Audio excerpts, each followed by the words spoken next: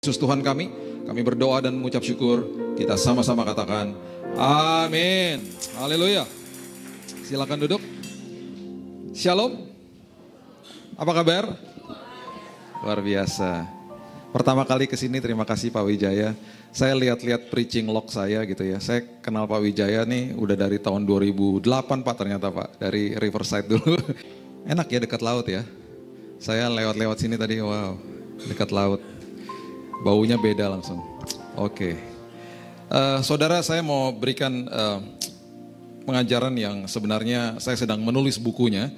Dan gak bisa memang hanya disampaikan secara singkat saja, tapi saya berusaha untuk rangkumkan ini dalam 45 menit ini. Supaya saudara mengerti paling tidak intinya, esensinya gitu ya. Dan ini harus dimengerti oleh tubuh Kristus karena kita sedang mengalami sebuah masa-masa yang perlu menjadikan kita dewasa dan kita perlu hadapinya dengan sikap yang dewasa. Nah, saya akan berikan judulnya yang mungkin saudara suka dengan kata ini karena kata ini adalah kata yang sangat hangat dengan orang-orang Kristen. Ya, judulnya berkat. Jadi saudara pasti suka dengarnya, wow berkat gitu.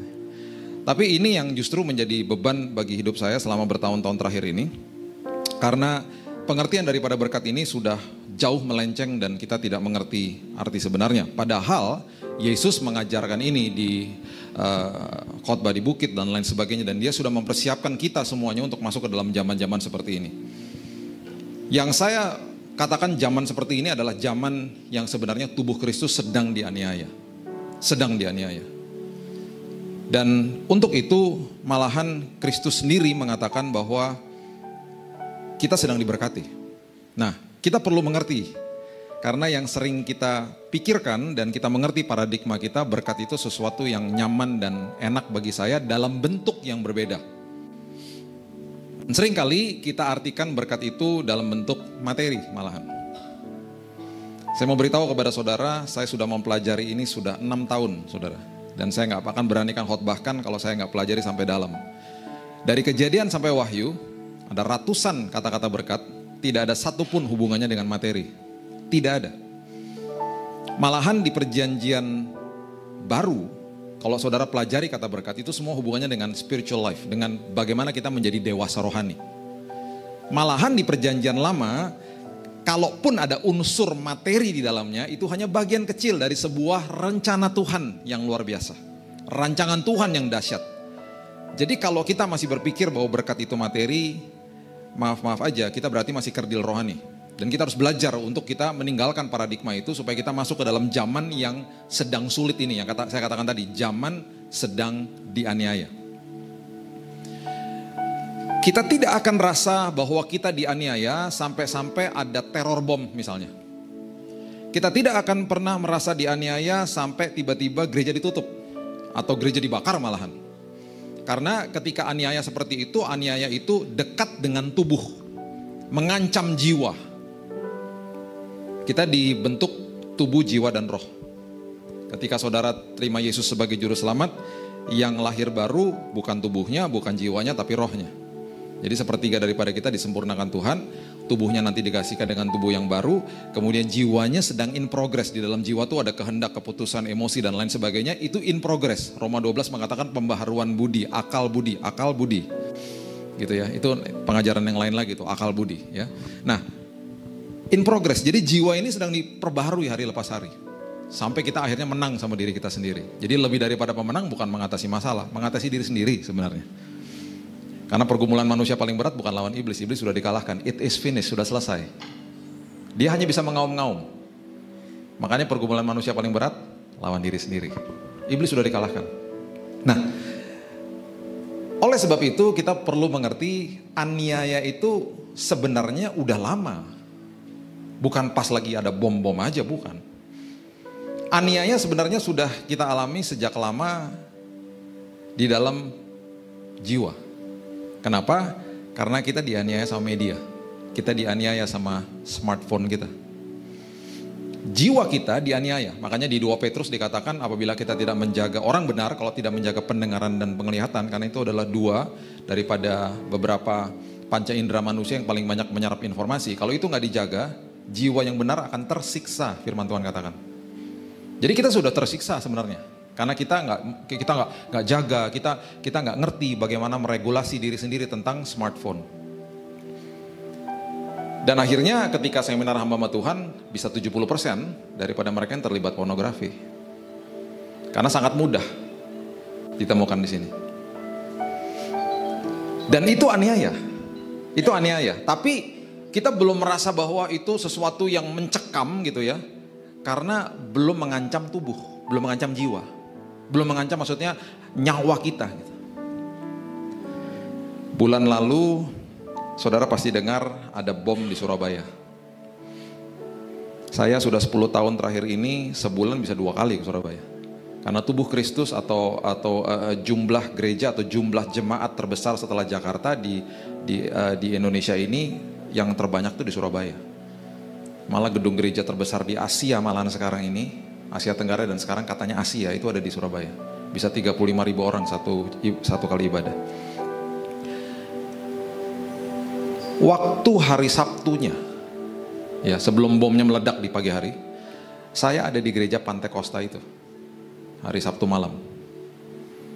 Saya mengisi di Dewasa Muda dengan teman-teman dari STT di situ, karena mereka ada STT di belakangnya, jadi kami ibadah. Saya sempat menyapa petugas keamanan yang besoknya kena bom dan baru beberapa minggu terakhir ini ya, dia meninggal. Besok paginya, jadi persis 12 jam setelah itu, tempat itu dibom. Dengan kandungan bom yang cukup besar. Di hari itu ketika terjadi bom, saya juga lewat di jalan namanya Jalan Diponegoro. Yang terjadi bom yang kedua, yang low explosion. Yang kalau saudara mungkin lihat videonya atau apa, yang ibunya sama anaknya. Jadi itu low explosion. Di situ gereja itu, kalau saya baca sampai hari ini belum ada korban ya, karena itu hanya di depan saja. Saya lewat sama teman saya karena kita mau pergi pelayanan. 3 menit setelah itu bunyi dentuman, tapi kami nggak tahu itu bom karena low explosion, ledakannya sangat-sangat rendah gitu ya. Kami sampai ke tempat tujuan, ibadah pertama. Jadi saya nggak tahu apa-apa, sudah terjadi bom nih, saya nggak tahu karena handphone saya mati. Setelah duduk ibadah pertama, jemaat di belakang saya menepuk saya bilang, "Pak, tolong doakan Pak, ini bom di mana-mana Pak, bom di mana-mana." Saya buka telepon, wow, news di mana-mana, udah berita, breaking news di mana-mana, dan ada 40 miss call di handphone saya. Paling banyak istri saya, bukan istri orang yang telepon. Ya. Istri saya ada di sini. Ini istri saya, mama saya, dan anak saya. Ini yang saya pernah katakan dulu, anak saya ini nggak mirip saya. Kalau saya jalan sama dia, dipikir saya nyulik anak gitu ya. Karena 100% diambil mamanya gitu. Mukanya kayak mamanya. Sampai teman-teman saya katakan kutuk sudah dipatahkan. Nggak segelap papanya, putih anak saya. Entah kalau setelah ibadah saudara lihat aja, beda, jauh gantengan dia daripada saya. Saya berdoa, Tuhan tolong supaya anak ini makin mirip. Udah 11 tahun, makin beda. Gak makin mirip. Jadi banyak sekali miss call, banyak sekali, mama saya juga termasuk salah satunya. Kamu di mana? Kamu di mana? Kamu di mana? Anak saya yang pertama ada di luar negeri. Dedi di mana? Saya broadcast kepada mereka, saya bilang saya oke, I'm okay. Ya. Mencekam sekali. Dan kemudian kami tetap lakukan ibadah kedua walaupun polisi sudah katakan harus di steril. Kota Surabaya steril, semua ibadah selanjutnya dibatalkan, harus pulang ke rumah. Kami lakukan ibadah kedua karena jemaat sudah mulai datang. Jadi itu ibadah pertama, ibadah kedua jam 9.30. Di ibadah kedua kami berdoa. Sebagai hamba Tuhan tetap saja lutut saya bergetar waktu saya berkhotbah. Saya ngeliatin pintu belakang, ada yang bawa ransel nggak masuk ke dalam. Tetap takut lah, namanya juga manusia. Itu pertama kali ya, kantor saya di Menteng. Kita pernah mengalami bom Tamrin ya, itu nggak jauh-jauh dari kantor saya. Tapi bagi saya nggak begitu mencengkam. Ini kemarin betul-betul mencengkam sekali karena saya dekat dengan kejadian itu dan saya ada 12 jam di gereja yang baru dibom paginya. Dan banyak korban di situ. Setelah selesai ibadah siang kami pulang, Surabaya udah kayak kota mati. Istri saya katakan cepat udah pulang aja, ambil pesawat yang lebih cepat. Nggak bisa, full. Itu karena hari Kamisnya hari kenaikan, hari Jumatnya hari kejepit, jadi orang traveling dan juga banyak orang Surabaya yang keluar dari kota Surabaya karena Surabaya nggak pernah kena bom. Nggak pernah kena bom.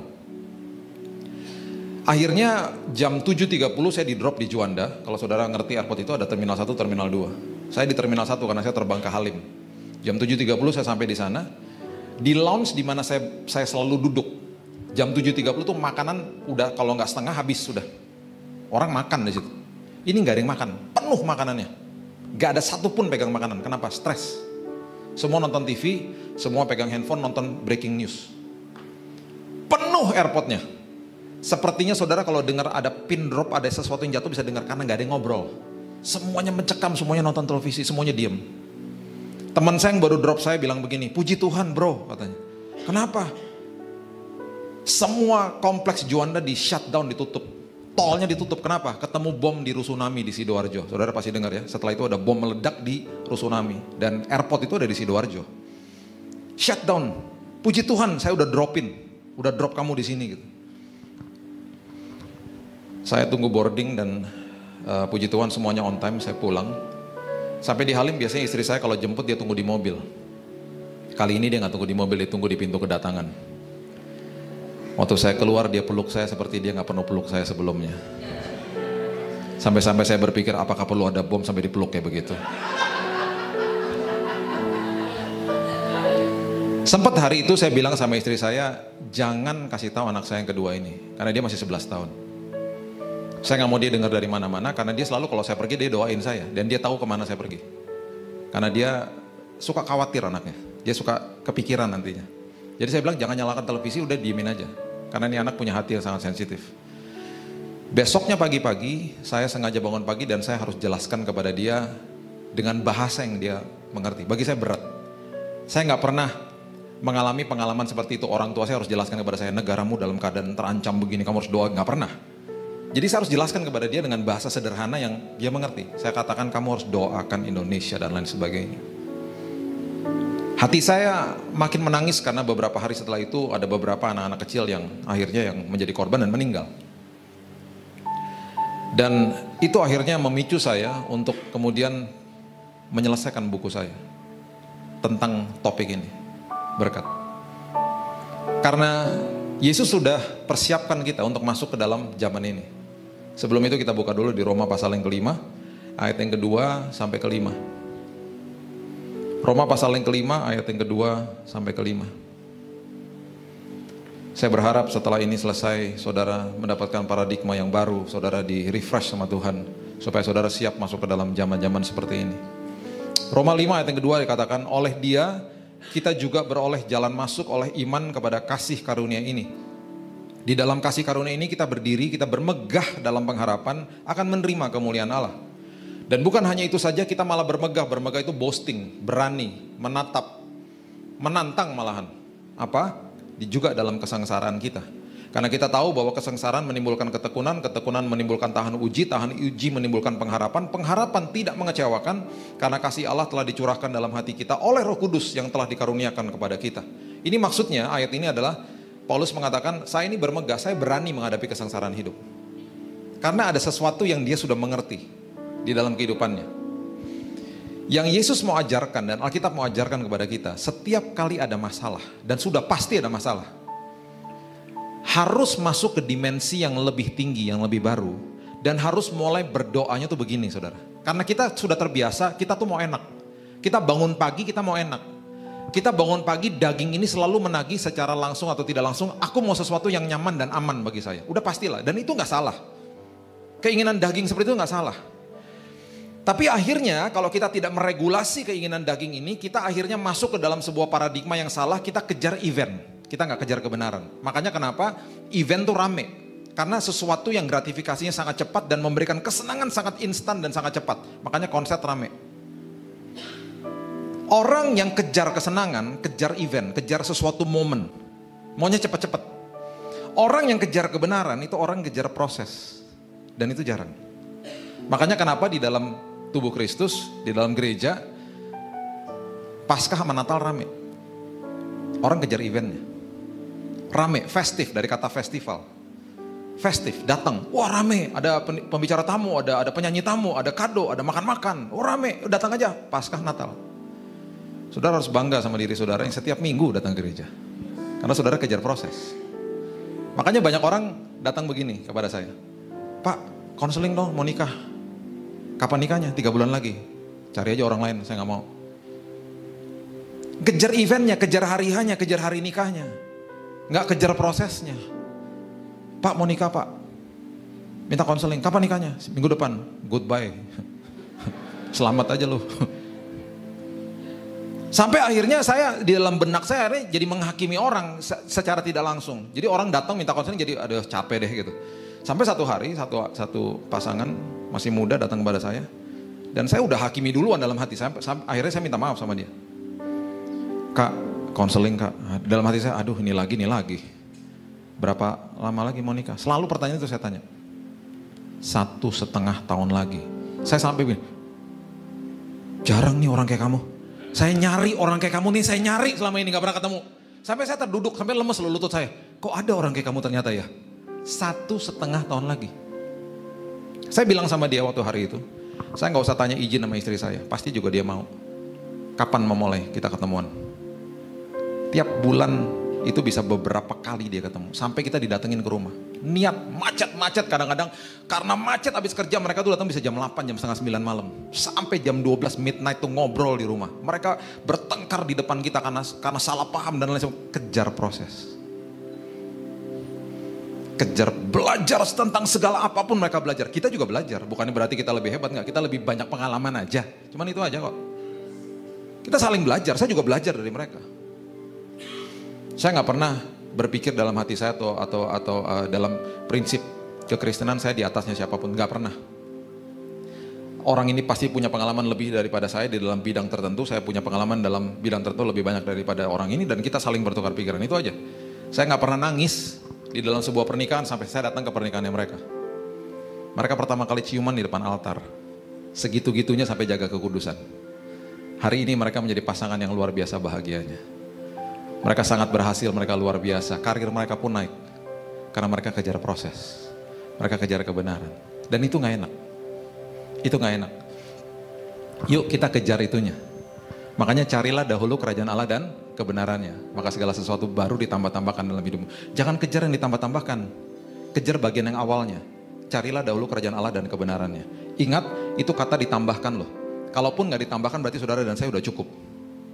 Udah cukup, itu kata, itu kalimat terus digali, itu ditambahkan tuh berarti extra, shall be added. Tanpa itu pun saudara dan saya udah cukup, gak usah kejar-kejar itunya, itu kedaulatan Tuhan. Mau ditambahin syukur enggak juga terima kasih Tuhan. Kita bejana kok, di dalam ikut sama Tuhan yang harus diperbaiki, makanya ketika menghadapi masalah atau menghadapi sebuah kesengsaraan hidup, yang Paulus mau tekankan adalah begini, jangan lagi berdoa untuk masalahnya hilang atau masalahnya lenyap. Berdoa di dalam apapun pergumulan ini bukan masalahnya yang berubah, saya yang berubah. Itu baru dahsyat, itu baru dewasa, itu arti daripada berkat. Jadi kalaupun masalahnya ada, terima kasih Tuhan. Masalahnya dihilangkan, itu kedaulatan Tuhan, terserah Tuhan. Tuhan yang tahu kok.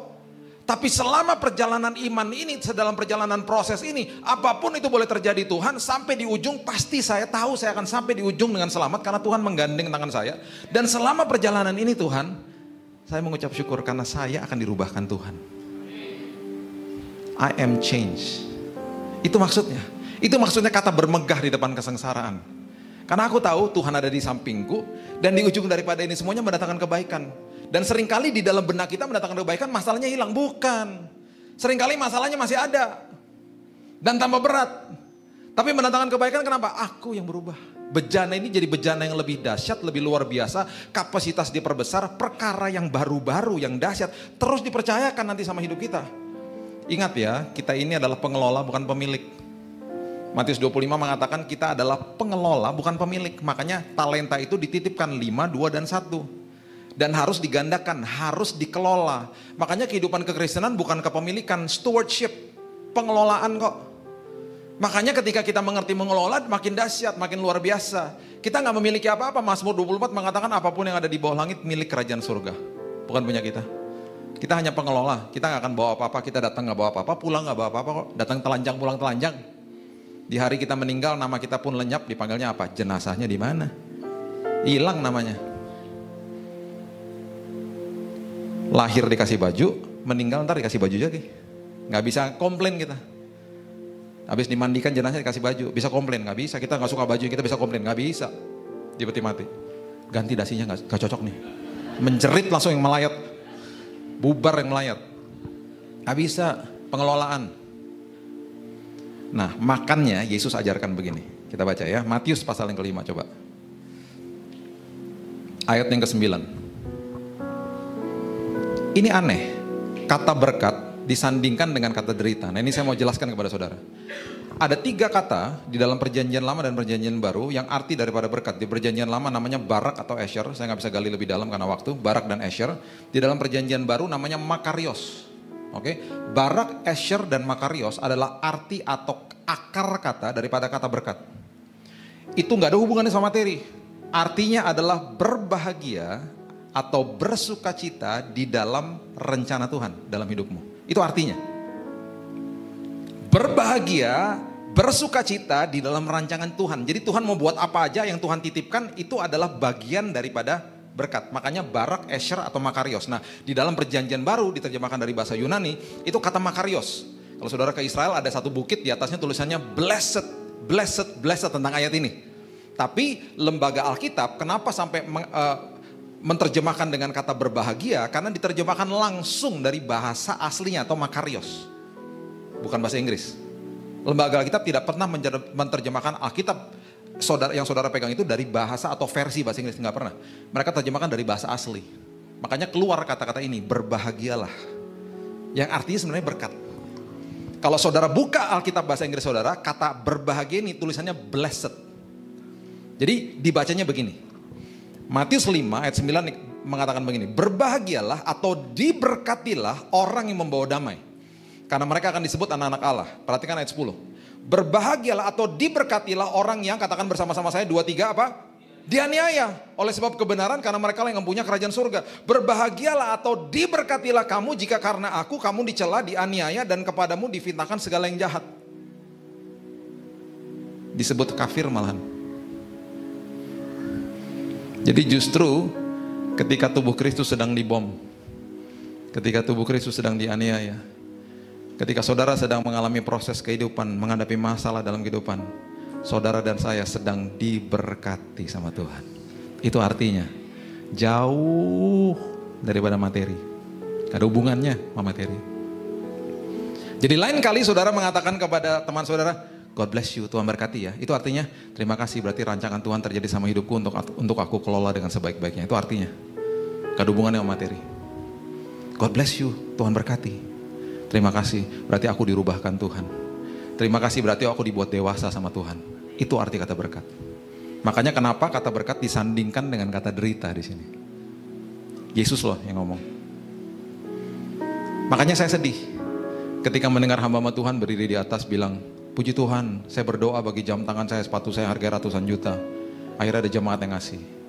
Pertama dia ngasih kode sama jemaatnya, dia suka barang-barang mahal. Kedua dia melecehkan firman Tuhan. Ketiga dia mengatakan kepada jemaatnya bahwa berkat adalah materi. Dan akhirnya saya gak heran ketika ada jemaat-jemaat yang sampai menjual barang-barangnya sampai bangkrut. Mengatakan begini, Pak saya gak mau ke gereja lagi. Kenapa Bu? Gak mau lagi Pak, saya pahit sama gereja. Saya dikatakan kalau saya kasih semua sama Tuhan, saya dimultiplikasi. Yang dijanjikan materi-materi. Saya bilang ini, apa bedanya ya gereja sama Gunung Kidul? Apa bedanya Tuhan sama dewa? Apa bedanya? Karena dia datang ke gereja, dia berikan kondisi kepada Tuhan. Tuhan 10% ya Tuhan, balikin loh Tuhan, berkali-kali lipat. Balikin Tuhan, balikin. Emangnya 10% pancingan? Tuhannya dewa? Nggak gitu. Tuhan nih 10% buat Tuhan. Kalau Tuhan suruh saya kasih lebih lagi, nggak apa-apa Tuhan, saya kasih lebih. Kenapa saya berani ngomong gini? Karena saya pernah kasih 100%. Tuhan yang suruh. Waktu pertama kali saya mengalami pengalaman seperti begini, doa ulang nggak? Doa ulang. Ngeri, takut. Iya, 100% soalnya. Kalau ada suara Roh Kudus 20%, oke lah cincai lah 20%, 30, oke lah, mulai berat, 40 udah, oke lah Tuhan, 100%. Sampai pas lagi doa sampai begini, yang benar Tuhan, 100%. Karena apa? 10% punya Tuhan, 90%-nya pun punya Tuhan. Bukan punya kita. Dititipkan kok. Paradigma kita harus berubah. Ikut Tuhan tuh bukan untuk saya, bukan aku lagi. Makanya kalau kata pikul salib itu artinya stauros. Stauros itu artinya mati. Mati. Orang mati gak bisa tersinggung, orang mati gak bisa marah, orang mati gak bisa sensitif. Mati.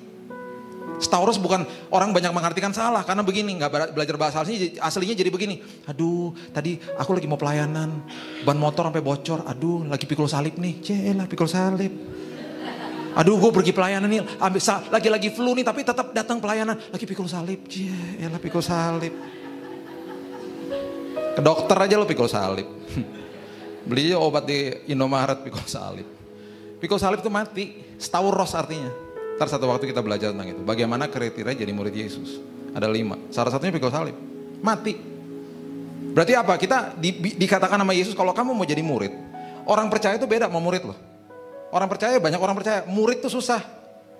Murid itu berarti masuk ke dimensi yang lebih dalam lagi. Berarti apa? Kalau disakiti orang, dikeselin sama orang, kita gak bisa marah. Dituntut untuk apa? Memberikan kasih kok kepada mereka. Makanya saya selalu katakan khotbah di atas ini bagi saya gampang. 20 tahun saya pelayanan mimbar. Jemaat-jemaat cuman 40 menit, ada yang dengerin, ada yang ketawa, ada yang begini, ada yang tidur, ada yang tidurnya maksimal gitu. Banyak lah. Cuman satu arah, oke lah.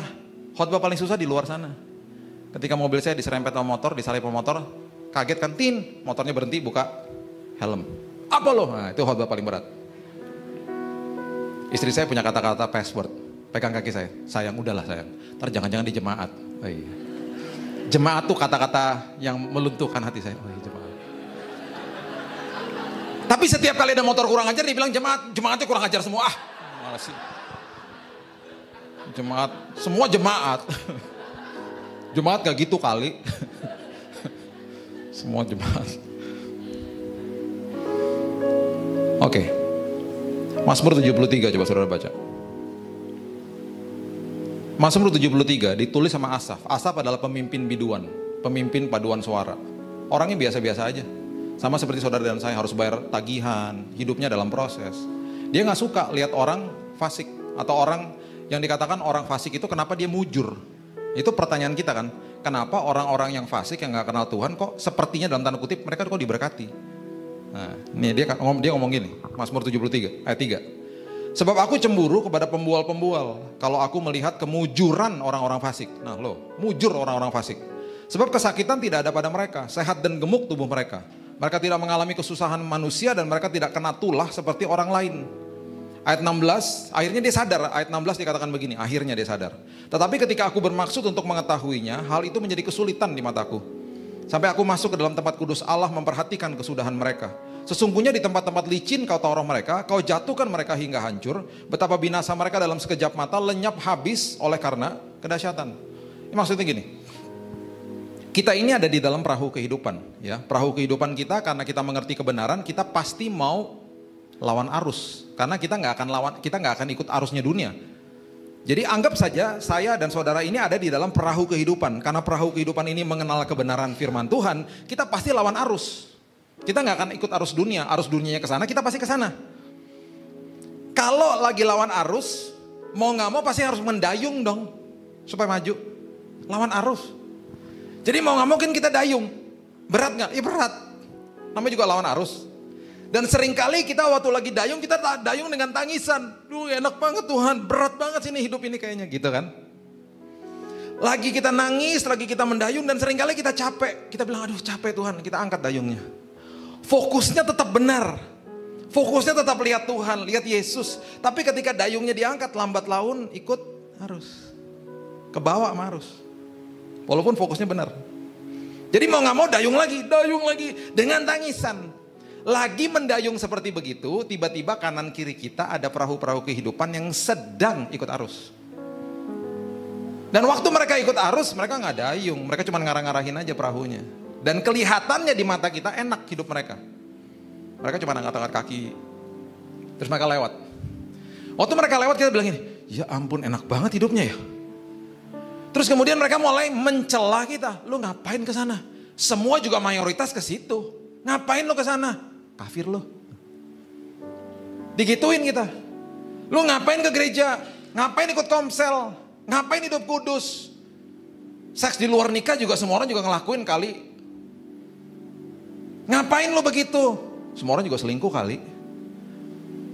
Lu kalau disakitin perempuan, obatnya perempuan. Disakitin laki, obatnya laki. Dunia kan ngajarin begitu. Banyak value-value, nilai-nilai yang kita dicela karena kita mengejar kebenaran. Dan kita nangis. Lagi di dalam proses, dalam tangisan, dicela pula, difitnah pula.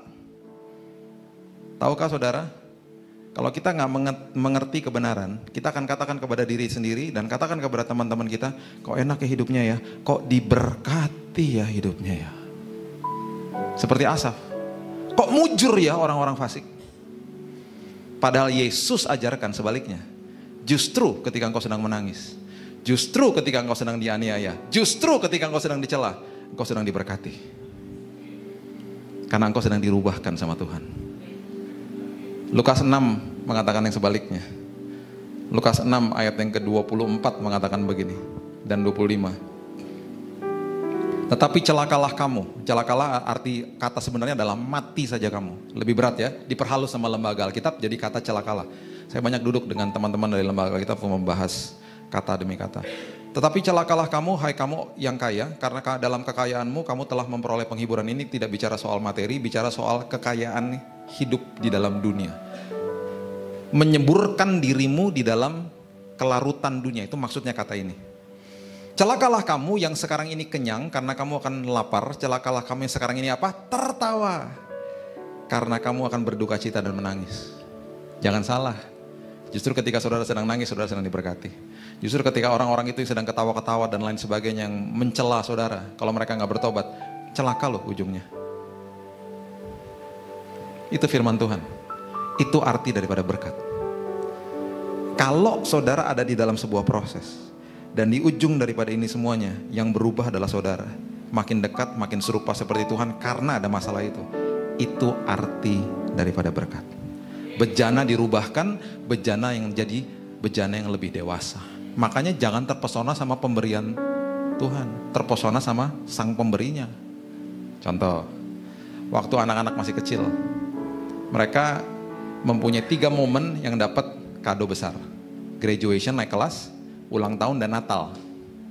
Dan karena mereka masih kecil, ketika dapat kado, mereka akan langsung kabur sama kadonya, ngacir sama kadonya. Thank you, mereka nggak bilang thank you, mereka langsung kabur. Terus kita bilang begini, bilang apa? Kan masih kecil, belum jadi budaya bilang terima kasih. Waktu mereka lihat kadonya, sambil lihat kado nggak lihat kita, baru bilang thank you dad, thank you mom. Mereka dari hati nggak ngomongnya, enggak, kan disuruh.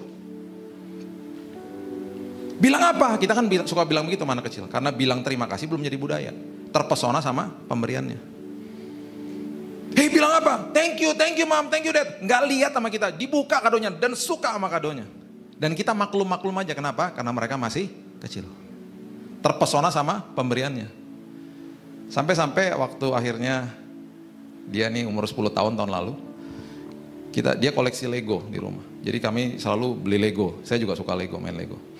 Nah, saya kasih dia kado Lego, habis selesai kita tunggu di depan tokonya, istri saya ada di toko sebelah, kita nunggu. Tiba-tiba dia taruh Legonya dan dia peluk saya. Dan dia bilang, thank you dad, tanpa saya suruh. Saya kaget di situ. Wow, beda ya nih anak. Thank you ya dad. Terus dia mulai tanya, Daddy mesti kerja berapa lama sampai bisa beli kado itu? Nah, dia mikir nih belinya pakai uang. Anak saya yang pertama dulu pulang sama omanya bilang begini, dad, Daddy kalau perlu duit dad, ada tempat namanya ATM, dahsyat dad. Duitnya banyak dad. Oma pencet keluar uang. Kalau menurut aku dad, Daddy pencetnya lamaan dikit, uangnya lebih banyak keluarnya. Pencet lamaan dikit, kalau rekeningnya kosong, ketelen kartunya nak. Heng, ketelen kartunya, hilang kartunya. Dipanggil bank kita besok. Terus dia mulai terproses. Terus dia mulai tanya sama saya, tadi Daddy bayar pakai kartu ya? Is that credit card? Yes. Berarti nggak bayar dong? Enak aja bayar. Ntar ada tagihannya. Kalau tagihannya datang nggak enak rasanya. Sampai di rumah kadonya nggak dibuka selama 2 hari. Malam itu dia peluk saya. Berkali-kali dia bilang, dad, thank you ya. Tanpa saya suruh. Langsung hari itu saya mulai berpikir dan sadar, oh anak ini sudah dewasa. Terpesona sama bapaknya yang botak ini, bukan sama pemberiannya lagi. Ngerti maksudnya ya? Kalau saudara masih terpesona sama, udah salah pengertian berkatnya, terpesona sama materi, mujizat, masih kerdil rohani. Terpesona sama Yesusnya, kejar Yesusnya. Orang kusta ketika disembuhkan yang balik berapa? 10. Ada 10 yang balik berapa? 1. Tahu itu artinya apa? Makanya harus dipelajari bahasa aslinya. Lukas 17 coba buka. Ayat 17. Lukas 17 ayat yang ke-17 coba. Lukas 17 ayat yang ke-17. Lalu Yesus berkata, bukankah ke-10 orang tadi semuanya telah menjadi tahir? Di manakah yang 9 orang itu? Tidak adakah di antara mereka yang kembali untuk memuliakan Allah selain daripada orang-orang asing ini? Lalu ia berkata kepada orang itu, berdirilah dan pergilah, imanmu telah menyelamatkan engkau. Ini kalau kita bacanya sepintas saja kita nggak ngerti, nggak dapat esensinya. Imanmu telah menyelamatkan engkau itu ada artinya. Di dalam NIV dan NKJV, Alkitab bahasa Inggris, itu dikatakan your faith has made you well. Kata well itu ada artinya. KJV dengan lebih jelas lagi katakan di King James Version, thy faith has made thee whole. Whole dan well dan menyelamatkan itu arti katanya, akar katanya adalah sirna atau betul-betul sempurna. Dengan kata lain, orang yang kusta ini, yang terpesona sama Yesus, waktu dia kembali kepada Yesus, sudah disembuhkan kan? Sudah. Tapi waktu dia dikirim kembali, bukan sekedar sembuh, tapi bekas kustanya hilang. Yang 9 masih ada bekas kustanya. Sembuh gak? Sembuh. Tapi masih ada bekasnya. Orang masih tahu, oh bekas kusta loh. Gitu. Yang satu ini, dia betul-betul whole dan well. Whole dan well itu betul-betul dia sirna bekas kustanya. Jadi dapat double portion. Dapat perkenanan Tuhannya itu double. Karena terpesona sama Yesus. Yuk, terpesona sama Yesus yuk. Terpesona sama Yesus setiap hari. Tuhan terima kasih. Aku mau diproses, aku mau dirubah. Karena ketika aku yang dirubah itu arti berkat yang sebenarnya. Hana, saingannya siapa sih? Penina. Itu 2 istri daripada Elkana. Hana pengen punya anak dengan motivasi yang salah. Dan seringkali kita juga begitu. Karena Penina juga punya anak, dia gak punya anak. Penina mencela-mencela terus. Punya anak dong Tuhan. Dengan motivasi yang salah. Tuhan gak kasih-kasih tuh. Sampai satu waktu akhirnya Hana berubah. Dia katakan begini, Tuhan kalau kau berikan anak itu kepada aku, anak laki-laki itu artinya Zara Aneshim. Artinya ketika engkau berikan kepada aku, itu bukan milikku tapi aku akan serahkan kepadamu Tuhan. Dan di Alkitab dikatakan, nanti saudara baca sendiri di rumah, 1 Samuel, Hana berdiri. Kata berdiri adalah kon. Berdiri itu artinya, arti katanya adalah aku berubah. To restore, to redevelop myself. Aku berubah Tuhan. Ketika aku minta anak ini bukan untuk kepentinganku tapi untuk Tuhan. Dikasih gak? Dikasih. Lahirlah siapa? Samuel. Makanya ketika kita terus berubah, bejana ini berubah. Itu arti berkat dan udah gitu nanti perkara-perkara besar terus dititipkan dalam hidup saudara. Itu maksudnya. Dan setelah itu pada akhirnya di dalam apapun kehidupan saudara, lepaskan pengampunan. Dianiaya, lepaskan pengampunan. Hukum yang kedua adalah mengasihimu sesamamu manusia toh. Sebelum kata itu ada kata begini, yang sama dengan itu. Sama dengan apa? Yang pertama apa? Mengasihi Tuhan Allahmu dengan segenap hatimu tuh. Jadi yang kedua, ketika disuruh mengasihi sama manusia, sebelum ada kata itu ada kata begini, yang sama dengan itu, sama dengan yang pertama. Jadi kalau nggak mengasihi sama manusia berarti nggak mengasihi Tuhan. Seringkali kita bilang gini, aduh udahlah nggak apa-apa lah Tuhan, ngasih Tuhan kalau ngasih manusia itu ntar aja lah Tuhan, nggak bisa. Hukum itu, hukum. Dan hukum tidak pandang bulu. Saudara mau udah telat segimanapun juga, yang namanya hukum lampu merah, nggak ada lampu merah. Terus kita tawar menawar, gue telat nih, hijau, nggak ada. Hukum, patuhi, nggak bisa udah tawar menawar. Hukum. Nah ini yang dahsyat. Ya, saya berikan ini sebagai penutup supaya saudara mengerti. Ya. Yohanes 15 ayat 10 sampai 11 saja. Yohanes 15 ayat 10 sampai 11. Ini maksudnya.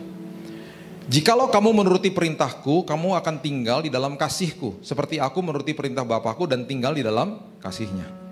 Semuanya itu kukatakan kepadamu supaya sukacitaku ada di dalam kamu dan sukacitamu menjadi penuh. Nah ini dahsyat, dahsyatnya luar biasa ini. Kalau dimengerti ya, ini jadi dahsyat. Kasih itu ketika saudara terima Yesus, nanti saudara baca lagi di rumah, saudara catat saja 2 Korintus 3 ayat 3, semua kebenaran itu ditulis di atas loh hati atau di atas rohnya manusia. Makanya saya katakan ketika saudara terima Yesus, yang diperbaharui, yang lahir baru adalah rohnya. Surga memerlukan median yang sempurna untuk berhubungan dengan manusia, gak bisa lewat tubuh, gak bisa lewat jiwa, roh. Makanya rohnya disempurnakan, semua atribut nilai surgawi diletakkan di dalam roh saudara.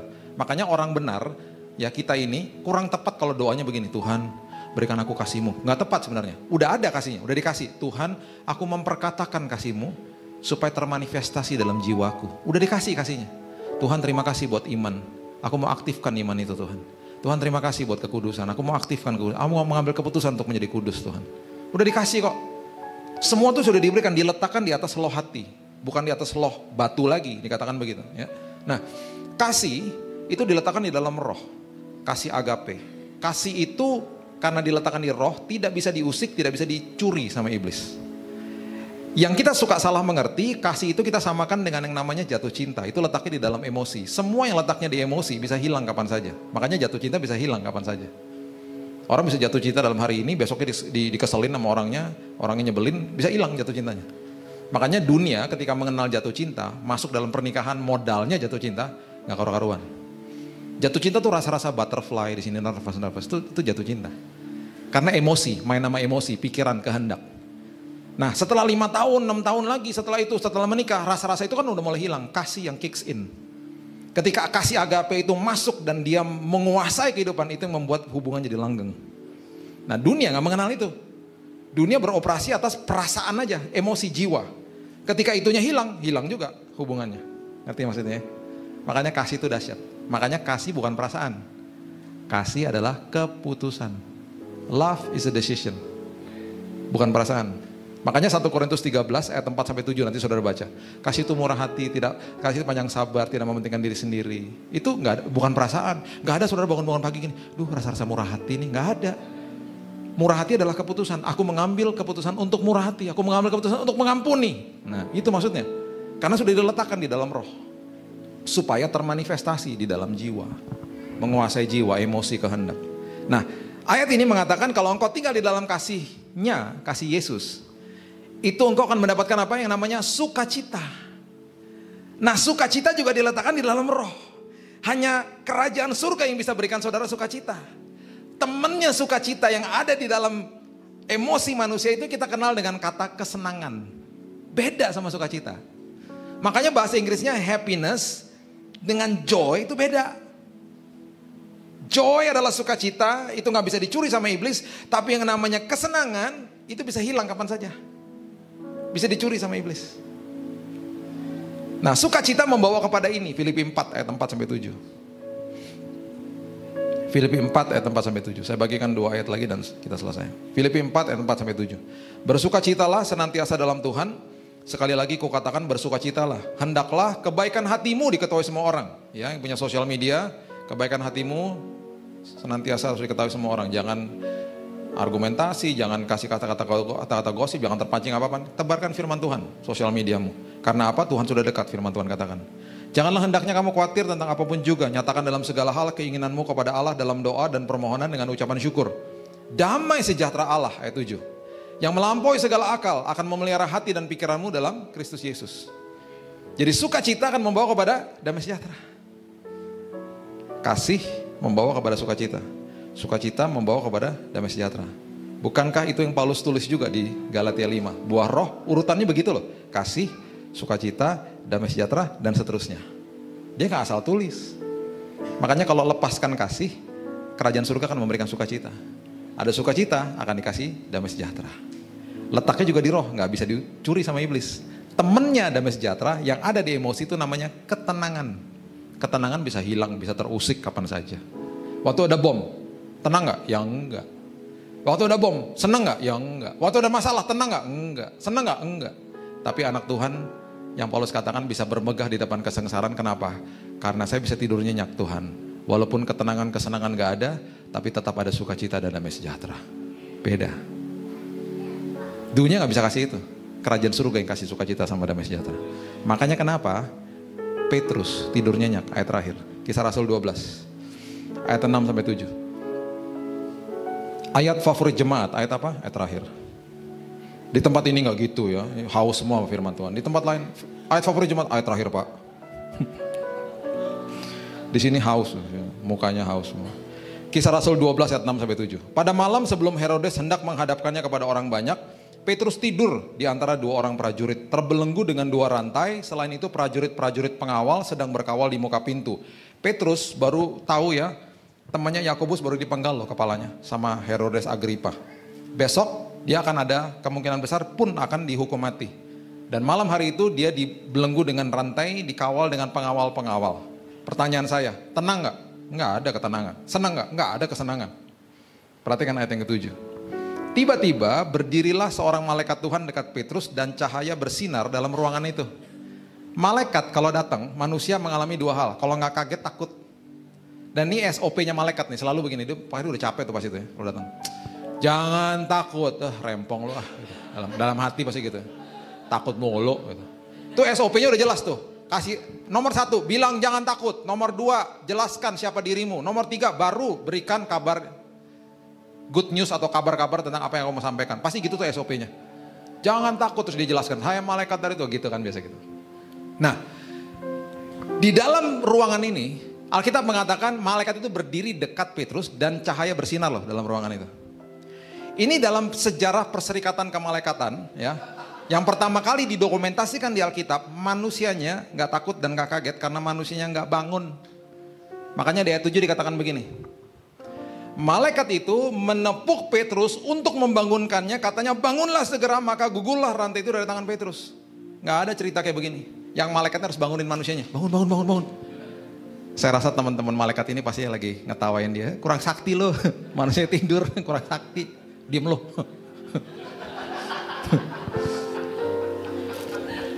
Pertama kali manusianya nggak bangun, malaikat loh sebelahnya, cahaya bersinar loh. Berarti apa? Petrus tidur nyenyak. Indonesia akan ada shalom, Indonesia akan tidur nyenyak, akan ada sukacita dan damai sejahtera kalau tubuh Kristus terus melepaskan kasih Tuhan, lepaskan pengampunan, lepaskan kasih Tuhan. Kalau nggak kita siapa lagi? Harus berdoanya begini. Nggak apa-apa berdoa Tuhan, berdoa bagi Indonesia. It's okay, good. Naik satu level lagi. Tuhan, apa yang aku bisa buat Indonesia? Tuh. Kita mengasihi negara ini. Kita ditempatkan di negara ini bukan kebetulan. Jangan kabur. Jangan punya pikiran, kabur aja, pindah aja, jangan. Tuhan kasih kita spesifik di tempat ini. Karena Tuhan punya maksud. Nggak salah kita ada di sini. Indonesia akan penuh dengan kemuliaan Tuhan. Kalau tubuh Kristus mengerti, walaupun aku dianiaya, aku sedang diberkati Tuhan. Walaupun aku sedang dianiaya, aku sedang dirubah sama Tuhan. Itu arti berkat. Dan di ujung daripada ini semuanya aku akan lepaskan pengampunan. Kasih aku lepaskan supaya ada shalom atas kota Jakarta, shalom atas kota Surabaya, shalom atas kota-kota yang lain, atas negaraku Indonesia. Akan ada damai sejahtera dan sukacita. Dan ini adalah kesempatan di mana kita menjadi lembaran terbukanya Yesus, memberitahu kepada dunia, khususnya negara ini. Ini loh Yesus saya. Engkau aniaya aku akan lepaskan pengampunan. Biar engkau lihat Yesus. Gereja jadi mercusuar. Jadi jawaban bagi bangsa ini. Mari kita berdoa. Thank you Jesus.